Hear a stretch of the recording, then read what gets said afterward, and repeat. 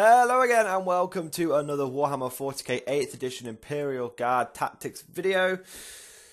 I know it's been a long time since I posted one of these, almost a full week. I must apologise, I am absolutely swamped at work. I've been trying my best, but it's just not been possible to put one of these out. So to all my loyal followers, I must apologise that I have not been pumping out the content. However, we're under no real time constraints when you think about it, because these leaks are going to be exactly the same things that we're going to see in the final release of 8th edition, which is tomorrow. As of recording this video, 16th, 6 o'clock, 8th edition will be available in, what is it, 16 hours. 16 hours from now, I will be able to go down to my local Games Workshop and pick up my copy of Games Workshop of 8th edition. But anyway, let's continue on. I mean, I've had 4 or 5 games of 8th edition now, which is good. So I can talk about these things with a bit more hindsight, with a bit more experience behind my belt. But without further ado, let's get onto it. So let's take a quick look at what we will be looking at today, which is Manticores and Deathstrike missiles. Okay, well, if you remember in one of the previous videos I said we were done with the bad stuff and we're moving on to the good stuff, the improved stuff. And this is true. Again, guys, this is generally going to be quite a feel-good episode. You know, we're going to generally have quite a lot of fun with this stuff, because there's nothing, you know, I've said it once, I'll say it again, there's nothing absolutely terrible out there in the Guard Codex anymore. I mean, of course there are some things which are better than others, that goes without saying, but overall things are pretty good. So, and the Manticore and Deathstrike are a good example of this. You see, in 7th edition the Manticore and Deathstrike were kind of poo. And the reason for them not being so good was because they didn't really fit in with how 7th edition worked. The Manticore went from, in 6th edition to 7th edition, went from being a really good dedicated anti-tank vehicle to really an expensive autocannon. I know it sounds a bit exaggeration, but it really wasn't that good. And the Deathstrike missile was just a waste of time. And anyone who told you out there, oh, Deathstrike missile, it's got great psychological impact, has never tried launching one at a Riptide, because, as we all know, it only did 1 wound. You know, it might do that wound furiously, but it only did 1 wound. Things have changed now. Both of these vehicles are massively improved. Are they auto-includes? Maybe. I wouldn't say. I will always maintain the Deathstrike will never be an auto-include, simply because it's a one-shot weapon, and one-shot weapons just have that tendency to just do nothing. However, it is much improved. Before we go on to Deathstrike, let us talk about the Manticore. So, the Manticore standard guard vehicle profile, it would seem: toughness 7, wounds 11, blister skill 4+ to start off with, and a save 3+. It's pretty tasty. What about the new Manticore missile launcher? Well, or should I say Storm Eagle rockets? So, of course, the Manticore still has limited ammunition. You will only get 4 shots with it. So, bear that in mind, guys. It's not the end of the world, considering a lot of games, especially if you're playing the introduction games, only last 5 rounds. So really, it's really not the end of the world, the Manticore only having 4 missiles. But in match play, where you start doing the games that could go on for 6 and 7 turns, the Manticore does, as it always has done, does start showing its limitations. However, let's take a look at what the Storm Eagle rockets now do. So, 120-inch range. Good. No more minimum range bullshit. No more confusion about what minimum range means. Manticore has no minimum range. It's just 120 inches. Heavy 2d6. This isn't too bad. On average, you're going to get 7 shots. If you get an unlucky dice roll, you can always use one of your command... You know, let's say you get a 1 and a 1 or a 1 and a 2. If that's the case, you can always use one of your command dice to improve the amount of shots you get, just re-roll one of those heavy 2d6s. So that's pretty good. So on average, you're going to get about 7 shots. Now, there's strength 10, which is great. AP -2, which is also great. And D3 damage per shot. And the Manticore can shoot at an enemy vehicle or unit or whatever that it does not have line of sight to. So it's still barrage, which is good. So let's take a look at what you can typically expect from a Manticore.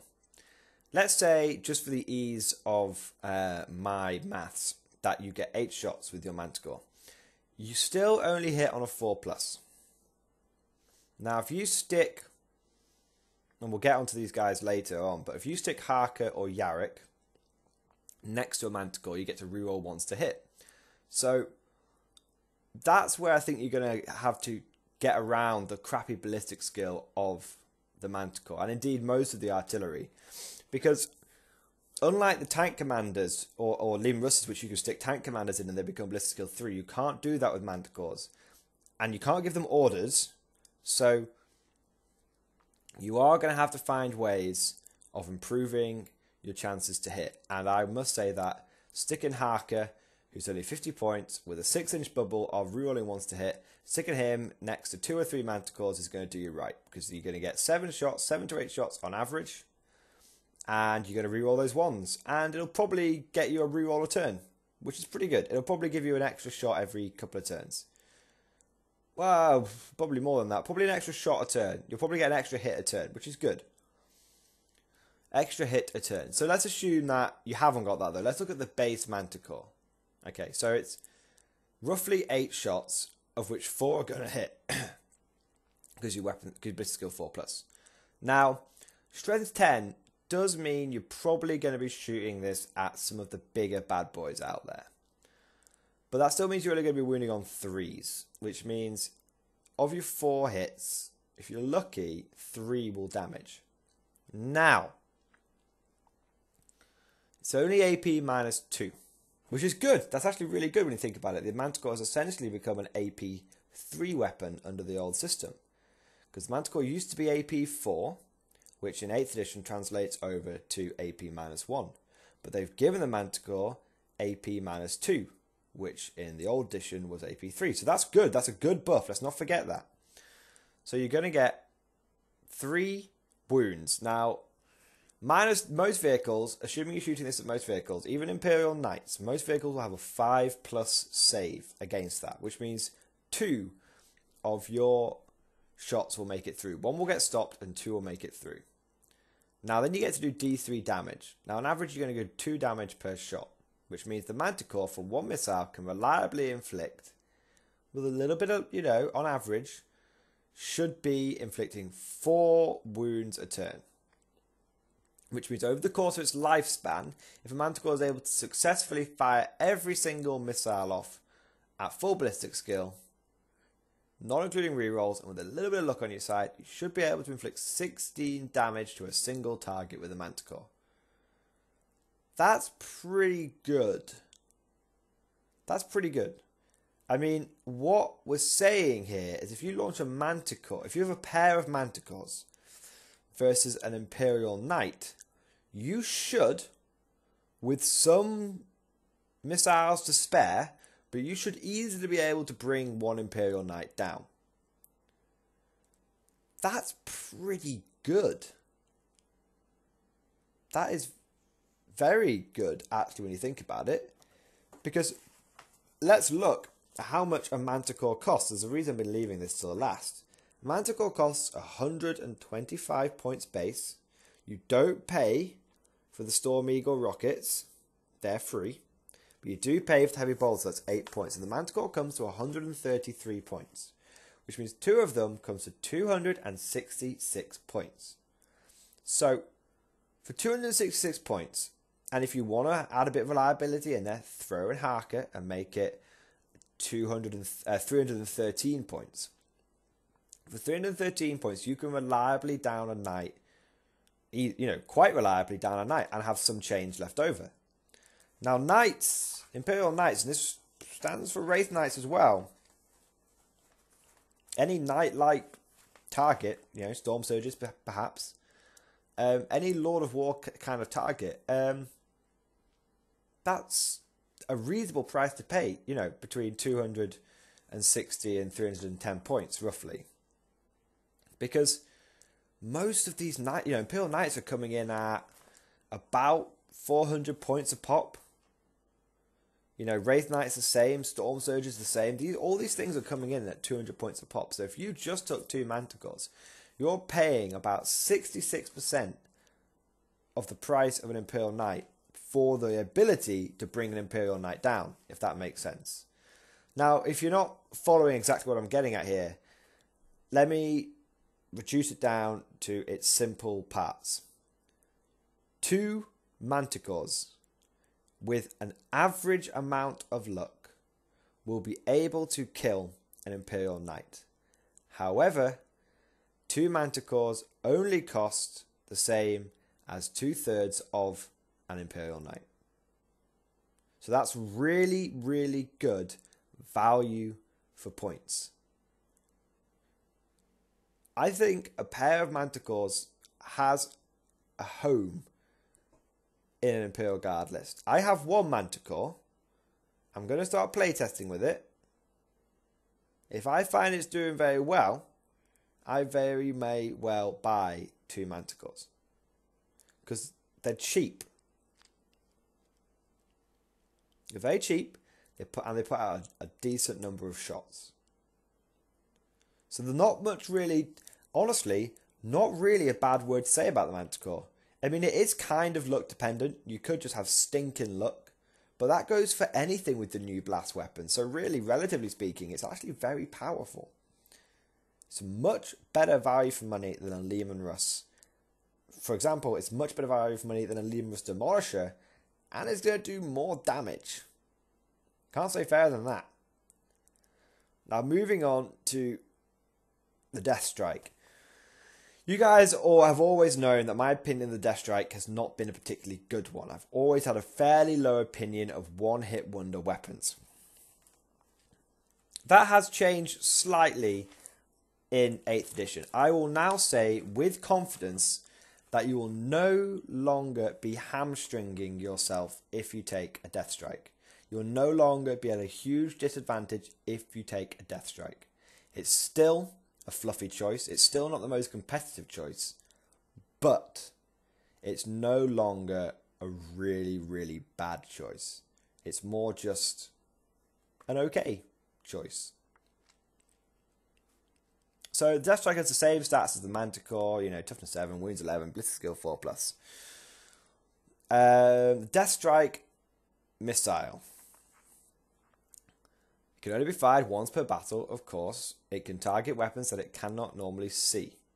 Okay, so it's got barrage. It's got a range of 200 inches, so it's been nerfed, guys. It no longer has an unlimited range. Someone phone Games Workshop and complain. I'm only joking, of course. It's heavy 3d6. Now,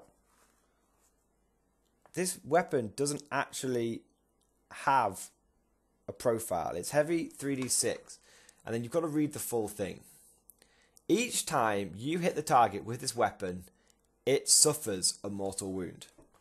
After resolving all damage on the unit, roll a d6 for every other unit within 6 inches of the original target unit. On a 4+, that unit also suffers d3 mortal wounds. That is insanely powerful. That has real potential. Now, on average, you're going to get 10 wounds with a Deathstrike. Roughly 10 to 11 wounds. That is enough to one-shot most vehicles. With a bit of luck on your side, it is enough. Sorry, I should say 10 shots. You still have to hit. Sorry, no, I'm not being right here. Yes, on 3d6 on average, you will get 10 shots, and you will only. I made a mistake here, guys. Forgive me. On average, you're only going to get 10 shots. That means you're only going to hit with half of them, which means you're only actually going to get 5 mortal wounds on a unit, on average with your Deathstrike. That is disappointing, but there are ways around this. Of course, you could put Harker there. And of course, you could use a command reroll to try and make sure you get the maximum number of damage, maximum number of shots. But again, it does actually really struggle to make its points back. I mean, even if you got 18 shots and you hit with all 18 and you did 18 wounds, 18 mortal wounds, it's still probably not enough for this thing to make its points back. 18 mortal wounds is not enough to one-shot a knight. It is enough to one-shot a Riptide, admittedly. But it's not enough to one-shot any of the big monsters out there. But how much does it cost? Deathstrike costs 155 points, plus 8 for the Heavy Bolter, 163 points. Can I ever see the Deathstrike making its points back? No. I can very rarely see it making its points back. Do I think it's a competitive weapon? No. But I will say one thing in its favour. Deathstrike is now, it's the same price, but it's now massively improved. It does have the capability to cripple one single target in the game, maybe even destroy one single target in the game. It does have great potential, but it also has the capability of only doing 1 mortal wound or 0 mortal wounds. What if you've got triple 1 and when you rolled to hit you didn't get any 4 pluses? It's not very good, is it? Now, one thing I will mention before I finish this video is if you look at the Deathstrike's rule, it says after resolving all damage on the unit, roll a d6 for every unit within 6 inches of the target unit. You don't specifically have to actually, if you got on the target unit triple 1 and then miss with everything, that doesn't actually matter. You can still roll a d6 for every unit within 6 inches. So you might completely whiff your attacks on one unit, but you could potentially do some alright damage to units surrounding the original target. Potentially. Unlikely. So, overall, I would say, just to summarise, the Manticore is now a beast. I think it's really good. It's got great potential. A pair of Manticores I can easily see as replacing the go-to tank, which used to be a pair of Leman Russes. Deathstrikes, they're improved, but they're still shit. That's what it comes down to. So I hope you guys enjoyed this video, and I'll see you guys next time.